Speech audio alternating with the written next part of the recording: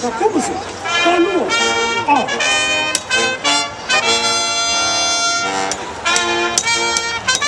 Ja, jetzt bin ich da auch. Ja, da an. Mit der Fängere und der langen Stimmele. Und die Jünger. Alarm! Alarm!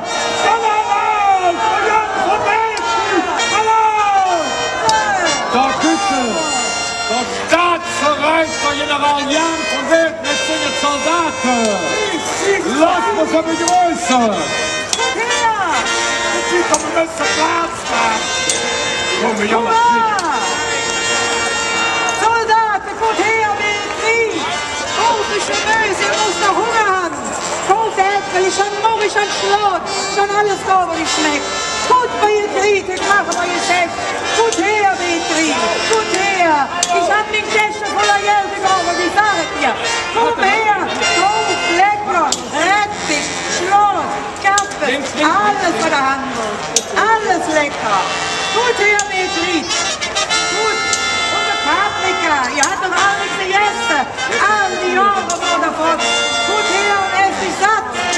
Gut her, wenn ihr kriegt. Das machen wir nicht, die Chef, etwas. Gut her. Oh, Herr, komm zu mir, kauf Äpfel. Komm, wenn ihr kriegt, kauf Äpfel. Komm her, her. Schön Äpfelstoff. Bist du nicht das Trieb? Die Magd von Kömschenkopf? Ja? Die ich zur Frau haben will. Was? Aber du wolltest mich ja nicht. Du wolltest ja lieber einen reichen Bauern. Wenn du mich damals genommen hättest, ging es dir höchst viel besser. Oh ja. Fried, wer hätte dann? Und du? Du bist der Jan, der mir als Knecht nicht Jodchen aufwirft. Hück, hey, als Reitergeneral Jan von Weth? Ach Jan, wer hätte gewusst?